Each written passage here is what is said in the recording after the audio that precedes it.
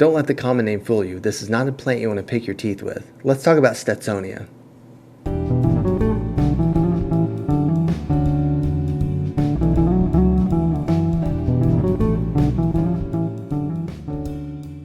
What's up, fellow plant enthusiasts? My name is Dylan and this is Bane's Botanicals. Today we're going to be talking about Stetsonia.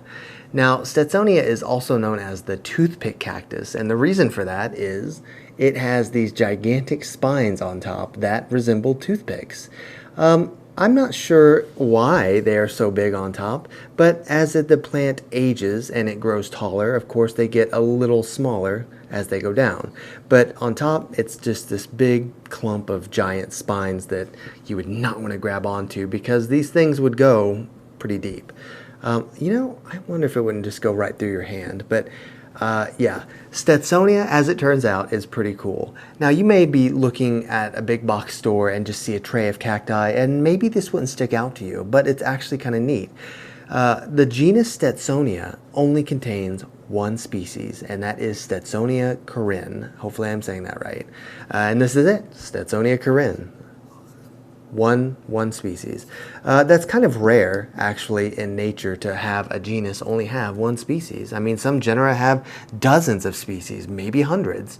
The only other one that comes to mind that's like that is ginkgo biloba, which is the ginkgo tree, which we're going to do a video on because I love ginkgo trees. I think they're fascinating.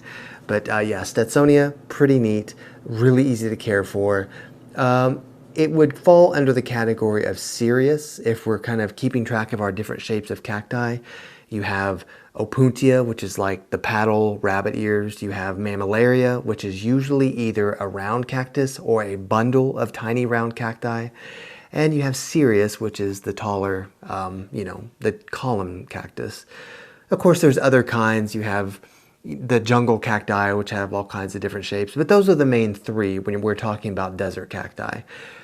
So here is the taxonomy information for Stetsonia.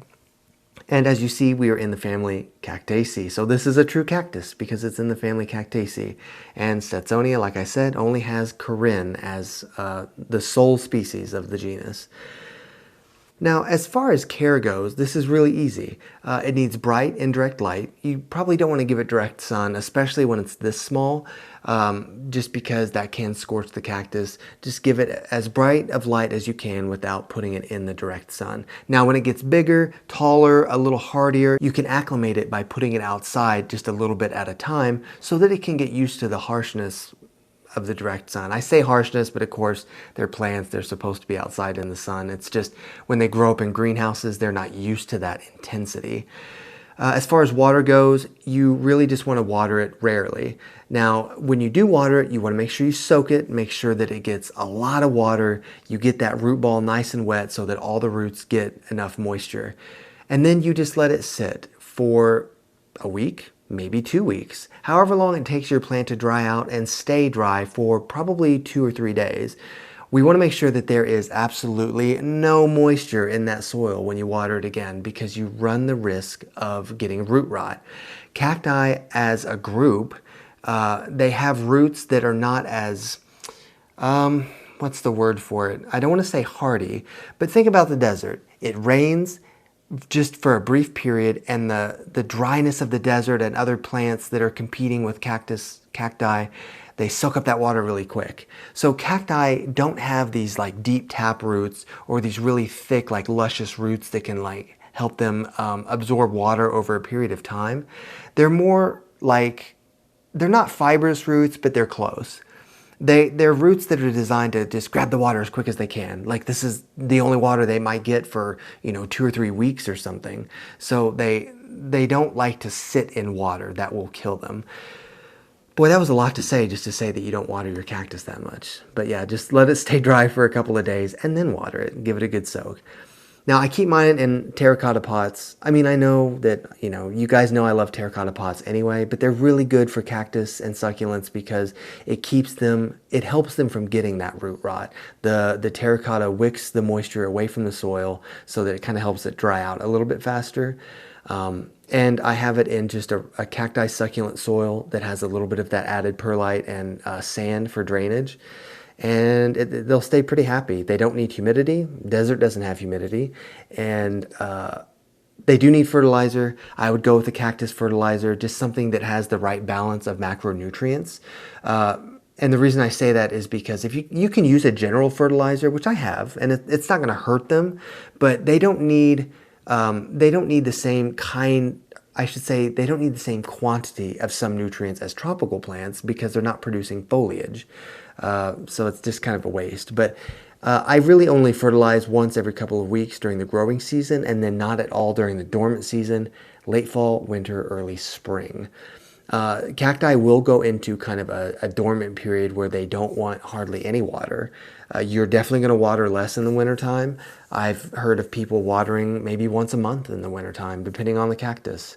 And that's what they're used to, because in the desert, that's what they're used to. They're used to cool nights and just very dry conditions. But you can see that they're designed for that. I mean, this thing is just a solid block of like water. Where were we at? We did soil. I think we did everything. I usually dilute my fertilizer a little bit more just so that I don't burn the cactus. I don't want to accidentally over fertilize since they're holding on to that water. But I think that's all I have about Stetsonia. It's just, I don't know. I just think it's a really neat looking cactus. If you're into cacti, this is kind of a cool one to have. Be careful when you repot it. Obviously, these things are very, very sharp. I just used, I'll be honest, I just wrapped up a paper towel, like corkscrewed it like this, and I just kind of wrapped it around like the central part, and I just lifted it out. And then I just kind of set it into the new pot. And once it's in there, you're good, right? You can just kind of like maneuver the soil as you need to. But don't be surprised if you get poked a couple of times, because that's just kind of the nature of owning cacti. Anyway, let me know what you guys think of this one. I would ask you if you have any other species or varieties, but there are none. This is the only one. Definitely pick one up if you're into cacti. They're not that hard to find. I think I've seen these pretty frequently. They hail from South America, and yeah, they're widely cultivated, so they're not endangered or anything, so that's good. Anyway, thank you guys so much for watching. I hope you enjoyed this video. I hope you've been enjoying my videos. I'm finding, more and more stuff I want to do videos on, so hopefully you guys are into that. And I've been enjoying our live streams so much. Those just make my week, so thank you for that, and for everything you guys have done for me. Until the next video, I will see you guys very soon. Thank you.